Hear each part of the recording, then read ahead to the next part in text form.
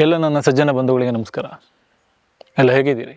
ಪ್ರತಿ ಬಾರಿಯೂ ವಿಡಿಯೋ ಮಾಡಿದಾಗಲೂ ನಿಮ್ಮೆಲ್ಲರ ಕಮೆಂಟ್ ನೋಡಿದಾಗ ನನಗೆ ಭಾಳ ಖುಷಿ ಆಗೋದು. ಕಾರಣ ಇಷ್ಟೇ,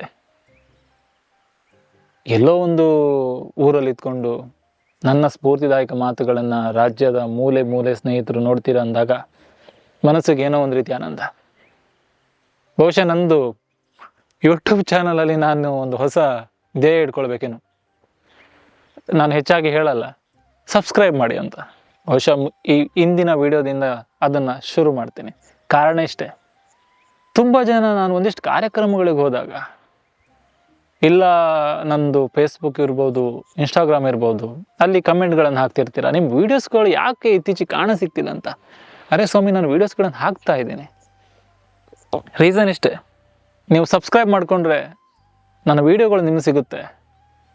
ಭಾವ ತುಂಬಿದ ಪದಗಳಿಗೆ ಜೀವ ತುಂಬುವಾಗ ನಿಮ್ಮೆಲ್ಲರ ಆ ಒಂದು ಸಬ್ಸ್ಕ್ರೈಬ್ ಕೂಡ ನನಗೆ ಶಕ್ತಿ ಆಗುತ್ತೆ. ಹೇಗೆ ಪ್ರತಿ ಬಾರಿ ವಿಡಿಯೋ ಮಾಡಿದಾಗ ನಾನು ಹೇಳ್ತೀನಿ, ಸಜ್ಜನ ಬಂಧುಗಳೇ, ನೊಂದ ಮನಸ್ಸಿಗೆ ಸಂಜೀವಿನಿ ಆಗಿರುವ ಈ ಧ್ವನಿಗೆ ನಿಮ್ಮದೊಂದು ಲೈಕ್ ಇರಲಿ ಅಂತ ಹೇಳ್ತೀನಿ. ಅಷ್ಟೆ. ಪ್ರತಿ ಬಾರಿಯೂ ಅಂದ್ಕೊಳ್ತೀನಿ, ಇಲ್ಲಿ 1,44,000 ಜನ ಸಬ್ಸ್ಕ್ರೈಬರ್ಸ್ ಇದ್ದೀರಾ. ನಿಮಗೆ ನನ್ನ ವೀಡಿಯೋಸ್ಗಳನ್ನು ತಲುಪಿಸಬೇಕು, ನನ್ನ ಮಾತುಗಳಿಂದ ನೀವೆಲ್ಲರೂ ಬದಲಾಗ್ತೀರಂದಾಗ ಅರೆ ನನ್ನ ಜೀವನ ಸಾರ್ಥಕ ಅನಿಸುತ್ತೆ ಸ್ವಾಮಿ. ಇದಕ್ಕಿಂತ ಹೆಚ್ಚಾಗಿ ನಾನು ಮಾಡುವಂಥ ಕಂಟೆಂಟ್ಗಳು, ನಾನು ಮಾಡುವಂಥ ವೀಡಿಯೋಗಳು 21 ನಿಮಿಷ, 19 ನಿಮಿಷ, 15 ನಿಮಿಷಕ್ಕೂ ಮೇಲ್ಪಟ್ಟಿರುತ್ತೆ. ಕಾರಣ ಇಷ್ಟೇ, ಒಂದು 30 ಸೆಕೆಂಡು ಇಲ್ಲ 1 ನಿಮಿಷದ ಮಾತುಗಳನ್ನು ಕೇಳಿದರೆ ನಿಮ್ಮ ಮನಸ್ಸು ಮುಟ್ಟಿಸೋಕೆ ಆಗೋದಿಲ್ಲ. ಆ ಕಾರಣದಿಂದ ಇಲ್ಲಿ 15 ನಿಮಿಷದಿಂದ 30 ನಿಮಿಷದ ತನಕ ವೀಡಿಯೋಸ್ಗಳನ್ನು ಮಾಡ್ತೀನಿ ಅಂತ ಹೇಳ್ತಾ, ಕೆಲವೊಂದು ಬಾರಿ ನನಗೆ ಆಶ್ಚರ್ಯ ಅನಿಸುತ್ತೆ.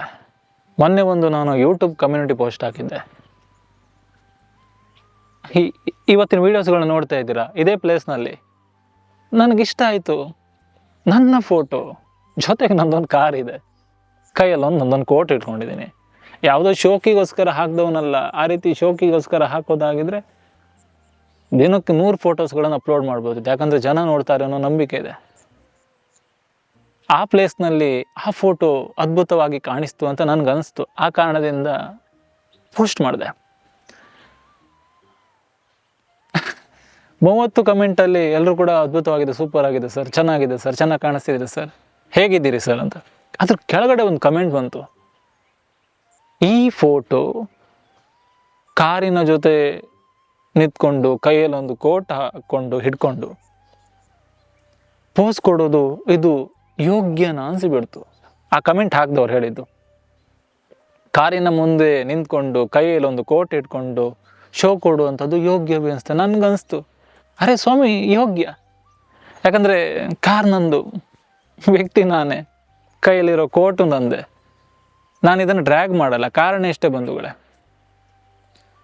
ಆ ಕಮೆಂಟಲ್ಲಿ ಅದಕ್ಕೆ ಯಾರೋ ಇಬ್ಬರು ರಿಪ್ಲೈ ಮಾಡಿದರು, ನಿಮ್ಮ ಹೊಟ್ಟೆ ಕಿಚ್ಚ ಹಾಗೆ ಹೀಗೆ ಅಂತ ಹೇಳಿದ್ರು. ನಾನು ಅದು ಯಾವುದಕ್ಕೂ ಕೂಡ ರಿಪ್ಲೈ ಮಾಡಿಲ್ಲ, ಅವ್ರು ಯಾರಿಗೂ ಕೂಡ ಥ್ಯಾಂಕ್ಸ್ ಅಂತಲೂ ಹೇಳಿಲ್ಲ.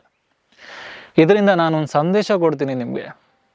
ಈ ಕೆಲವೊಂದು ಸಿನಿಮಾ ನಟರು ಇರ್ಬೋದು, ನಮಗೆ ಒಂದಿಷ್ಟು ಯಾವುದೋ ಪರ್ಸನ್ಗಳ ಪರಿಚಯನೇ ಇರಲ್ಲ. ಆ ಪರ್ಸನ್ಗಳ ಇನ್ಸ್ಟಾಗ್ರಾಮ್ ಇರ್ಬೋದು, ಫೇಸ್ಬುಕ್ ಇರ್ಬೋದು, ಆ ವೈಯಕ್ತಿಕ ಪೇಜ್ಗೆ ಹೋಗ್ಕೊಂಡು ಅವರ ಪೋಸ್ಟ್ಗೆ ಕಮೆಂಟ್ ಹಾಕೋದು ಎಷ್ಟು ಸರಿ ಸ್ವಾಮಿ? ಆ್ಯಂಡ್ ಈ ಮಾತು ಹೇಳ್ತೀನಿ, ಮೊದಲು ನಮ್ಮನ್ನು ನಾವು ಬದಲಾಯಿಸ್ಕೊಳ್ಬೇಕು. ಯಾರ ಬಗ್ಗೆನೂ ಕಮೆಂಟ್ ಮಾಡುವಂಥ ಯೋಗ್ಯತೆ ನಮಗಿಲ್ಲ ಸ್ವಾಮಿ. ನನ್ನ ಮಾತು ನೇರ, ನನಗೇನು ಅನಿಸುತ್ತೋ ಆ ಮಾತುಗಳನ್ನು ಆಡ್ತೀನಿ ಹೊರತು. ಕಾರಣ ಇಷ್ಟೇ, ಯಾರ ಬಗ್ಗೆನೂ ಮಾತಾಡಬೇಡಿ. ಇರೋದೊಂದು ಜೀವನ, ಖುಷಿಯಾಗಿರಿ. ಆ್ಯಂಡ್ ಒಂದೊಂದು ಸತ್ಯ, ಇತ್ತೀಚಿನ ಘಟನೆಗಳನ್ನು ನೆನಪಿಸ್ಕೊಂಡಾಗ, ಇತ್ತೀಚಿನ ಘಟನೆಗಳನ್ನು ಕಣ್ಣಾಯಿಸಿದಾಗ ನಾವು ತಿಳ್ಕೊಬೇಕಾಗಿರೋದಿಷ್ಟೇ, ಇಲ್ಲಿ ಯಾರೂ ಕೂಡ ಶಾಶ್ವತವಲ್ಲ. ಅದಕ್ಕೆ ದೊಡ್ಡವರನ್ನು ಮಾತಾಡಿದ್ದಾರೆ, ಸಾವಿಲ್ಲದ ಮನೆಯಲ್ಲಿ ಸಾಸಿವೆ ತಾಯಿ ಎಂದಾಗ 1000 ಜನ ಸಾಲು ಸಾಲಾಗಿ ನಿಂತರಂತೆ. ಆದರೆ ಯಾರಿಗೂ ಕೂಡ ಗೊತ್ತಿರಲಿಲ್ಲ ತನಗೂ ಒಂದಿನ ಸಾವಿದೆ ಅಂತ. ನಾನು ಹೇಳೋದು ಇಷ್ಟೇ ಬಂಧುಗಳೇ, ನನ್ನಿಂದ ಹಿಡಿದು ಯಾರೆಲ್ಲ ಈ ಪ್ರಪಂಚದಲ್ಲಿ ಹುಟ್ಟಿರ್ತೀರ ಎಲ್ರಿಗೂ ಕೂಡ ಸಾವಿದೆ. ಹಾಗಂತ ಸಾವೇ ಜೀವನ ಅಲ್ಲ. ಇರೋ ಜೀವನದಲ್ಲಿ ಖುಷಿಯಾಗಿರಬೇಕು, 4 ಜನರಿಗೆ ನಮ್ಮ ಮಾತುಗಳ ಸ್ಫೂರ್ತಿ ಆಗಬೇಕು. ಕೊನೆ ಪಕ್ಷ ನಮಗೆ 4 ಜನರಿಗೆ ಸಹಾಯ ಮಾಡಲಿಕ್ಕೆ ಆಗಿಲ್ಲ ಅಂದ್ರೂ ಪರವಾಗಿಲ್ಲ, ಈ ಮಾತಿದೆಯಲ್ಲ, ಈ ಮಾತಿಂದ ನೊಂದ ಮನಸ್ಸಿಗೆ ಸಂಜೀವಿನಿ ಆಗೋಣ ಬಂಧುಗಳೇ. ಯಾರ ವ್ಯಕ್ತಿತ್ವ ಬಗ್ಗೆ ತೂಕ ಮಾಡುವಂಥ ಅಧಿಕಾರ ನಮಗಿಲ್ಲ. ಎಲ್ಲೋ ಒಂದು ಓದಿದಂಥ ಸಾಲು ನೆನಪಿ ಬರ್ತಿದೆ. ಮಾಡಿದ ಕೆಲಸ ತಪ್ಪು ಅಂತ ಗೊತ್ತಿದ್ದು ಯಾರು ನೋಡಿಲ್ಲ ಅಂದ್ಕೊಂಡ್ರೆ ಕರ್ಮ ನಗುತ್ತಾ ಹೇಳೋದಂತೆ.